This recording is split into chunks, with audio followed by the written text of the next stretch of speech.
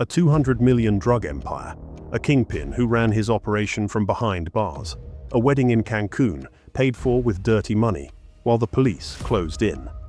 This isn't just another crime story. This is the rise and fall of Christopher Welsh Jr., the man they called the Scouse Escobar. From the streets of Liverpool to luxury holidays in Spain, Mexico, and Greece, he built an empire that stretched across the UK, flooding cities with heroin and cocaine. But when the law finally caught up, still Welsh Jr. refused to go down quietly. Even from his prison cell, he found a way to keep the money flowing. What made him so untouchable?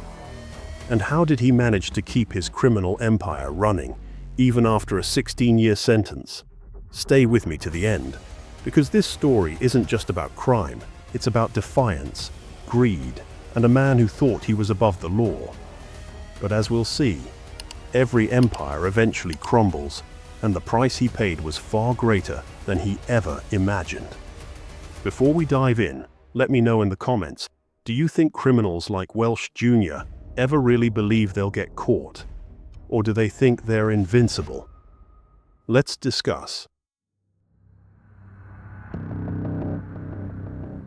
Christopher Welsh Jr. wasn't born into power, but from a young age he knew exactly what he wanted. He didn't dream of an ordinary life. He craved something bigger, something faster. He grew up in Liverpool on Lyndale Avenue, a working-class neighborhood where opportunities were limited. His father, Christopher Welsh Sr., was no stranger to the streets.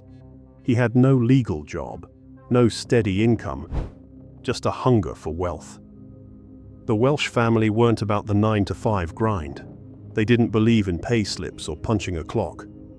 What they wanted was money, fast money. And there was only one way to get it, through the drug trade. Christopher Jr. wasn't just another street dealer. He was smart, calculating, and ambitious.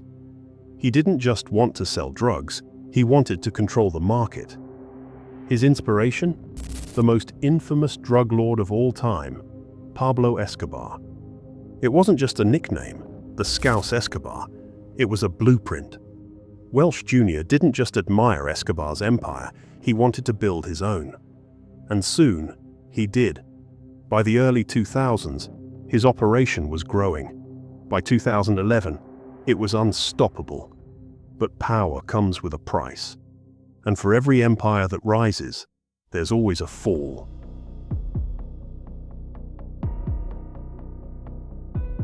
By the time Christopher Welsh Jr. reached his early 30s, he wasn't just a dealer. He was the mastermind behind one of the most sophisticated drug networks in the UK. His operation wasn't small time. This was a full-scale supply chain, moving heroin and cocaine from Liverpool to Glasgow, flooding the streets with Class A drugs. And the numbers were staggering. Between September 2011 and October 2012, his gang made over 100 trips between Liverpool and Scotland. They weren't careless. This was a well-oiled machine. Couriers dressed in sharp suits, blending in with businessmen on trains, each carrying up to 2 kilos of heroin or cocaine in their luggage. The drugs were stored in safe houses across Merseyside, in Everton, Kirkdale, and Walton. But this wasn't just about business. Welsh Jr. made sure to live like a king. In June 2011, he flew out 40 friends and family members to Cancun, Mexico, for a wedding that screamed wealth and power. The cost? £57,000, all in cash. His guests wore t-shirts that read "Pablo's Stag Do," a bold statement, a tribute to the legend he was trying to emulate. Back home, he spent his money on luxury holidays: Spain, Holland, Greece, Egypt, you name any country. He even owned a high-end caravan in North Wales, a quiet retreat when he needed to lay low. Christopher Welsh Jr. wasn't hiding. He was flaunting his success. And for a while, it looked like no one could touch him. But every empire has cracks, and as his business grew, so did the attention from the police. What do you think? Was Welsh Jr. a genius at playing the system? Or was he reckless, too blinded by his own success to see what was coming? Let me know your thoughts in the comments. For over a year, Christopher Welsh Jr.'s drug empire operated like clockwork. The money was flowing, the couriers were making run after run, and the police. They were always one step behind. But that was about to change. Authorities had been watching and tracking their movements. They also intercepted phone calls as piecing together the web of his operation. They called it Operation Blenheim, a full-scale investigation targeting Welsh Jr.'s network. The first major breakthrough came in October 2012. One of Welsh Jr.'s most trusted couriers, Liam Clotworthy, was making what should have been a routine trip from Liverpool to Glasgow. He had done this run 18 times before, always blending in, always slipping through undetected. But trip number 19 was his last. As the train pulled into Glasgow Central Station, Clotworthy stepped onto the platform and the police were already waiting for him.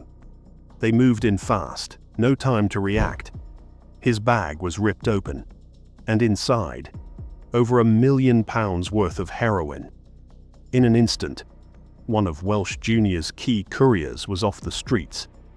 And that was just the beginning. With Clotworthy in jail, the police worked harder. They searched hidden houses across Liverpool, in Everton, Walton and Kirkdale areas. They found lots of drugs and mixing powders.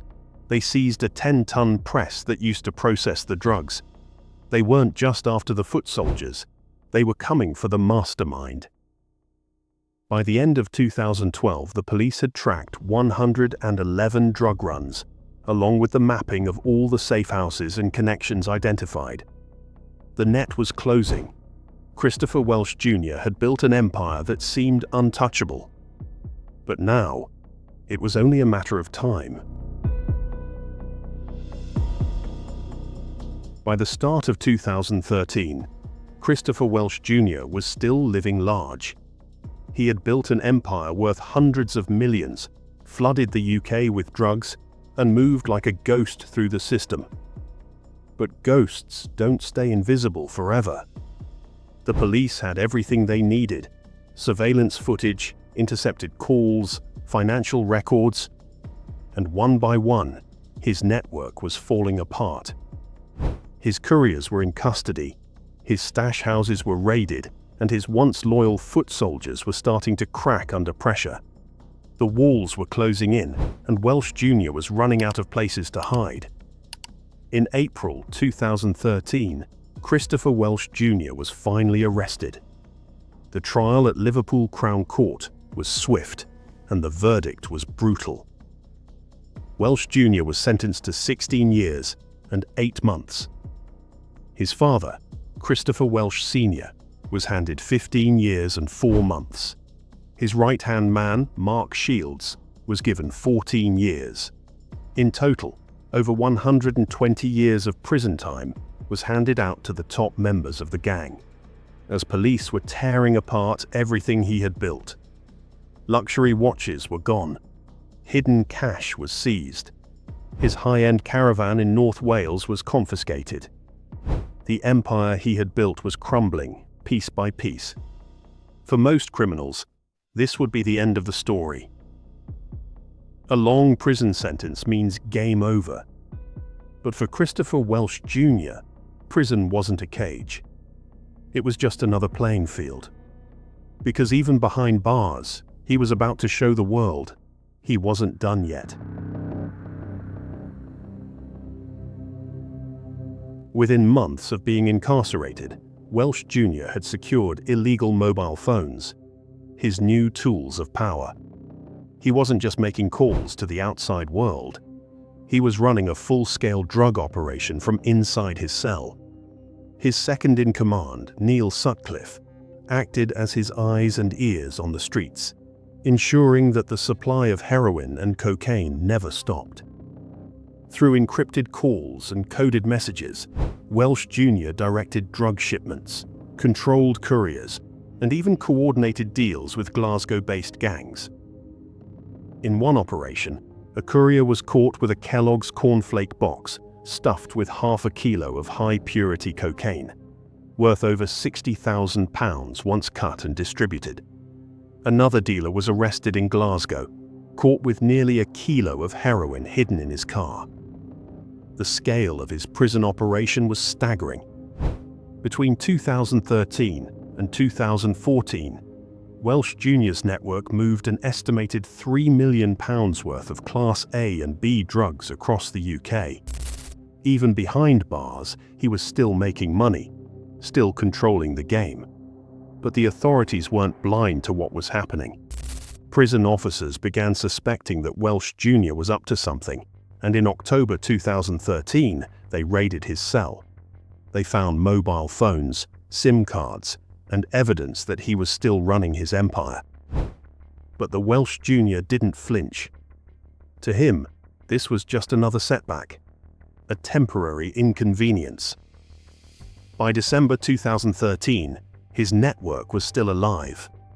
His associates were smuggling drugs and phones into prisons, ensuring that the operation never stopped. He had turned his prison cell into an office. His empire was still standing. But no matter how clever he thought he was, the authorities were closing in. And this time, they were determined to shut him down for good. Christopher Welsh Jr. had managed to do what few criminals could: run a multi-million-pound drug empire from behind bars. But no matter how many phones he smuggled in, or how carefully he tried to cover his tracks, the authorities were always watching. And in 2015, they made their move. By this point, the evidence against him was overwhelming. Investigators had tracked his calls, intercepted his messages, and arrested multiple couriers linked to his operation. His control over the drug trade hadn't weakened. It had simply moved from the streets to the prison system. But now, it is over. Welsh Jr. was taken back into Liverpool Crown Court, this time facing new charges for conspiracy to supply cocaine, heroin, and amphetamines. The judge wasn't about to show any leniency. He had already been serving a 16-year and 8-month sentence. But now, the court was ready to add more time. The verdict was inevitable.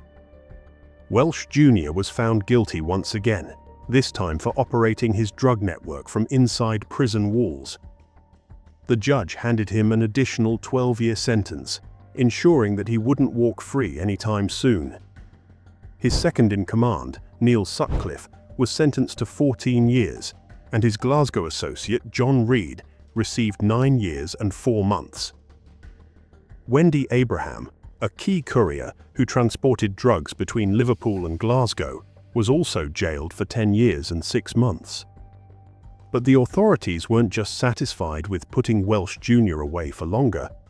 They wanted his money, the fortune he had built through his empire of crime.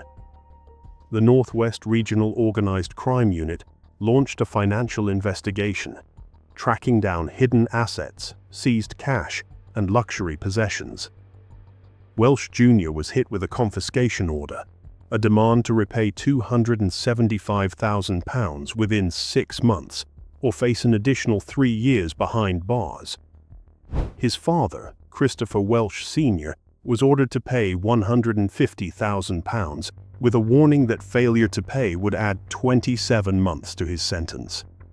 By the time the case was closed, the police had seized Rolex watches, high-end jewelry, and cash stashed in secret locations. Every trace of the lavish life he once lived was stripped away. For Welsh Jr., this was more than just another setback. It was the final blow. His empire had collapsed, his freedom was gone, and now even the wealth he had fought so hard to accumulate was disappearing.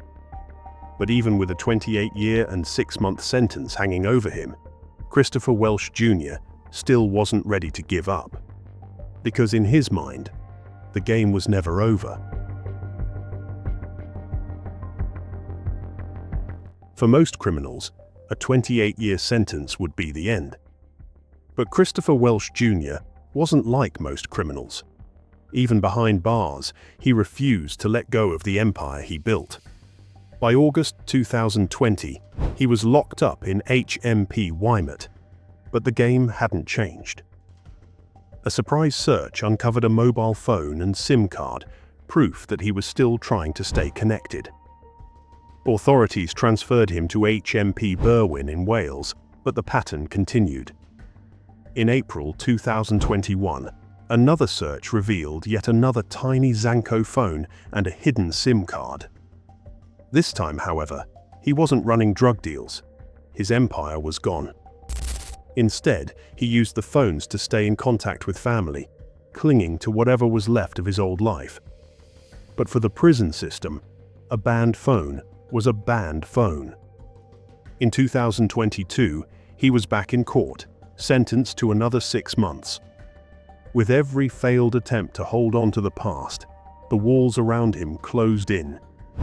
The once feared Scouse Escobar, the man who controlled millions, was now just another inmate, watching time slip away. Crime may bring power, wealth, and influence, but it always comes at a price. Christopher Welsh Jr. built an empire, but in the end, he lost everything: his freedom, his fortune, and his control. His story is a reminder that no matter how untouchable someone may seem, the law always catches up. Do you think criminals like Welsh Jr. ever truly believe they'll get away with it? Or is the downfall always inevitable? Let me know your thoughts in the comments. And if you enjoy true crime stories like this, make sure to like, subscribe, and turn on the bell notification so you never miss a new episode. Stay alert, stay safe, and I'll see you in the next one.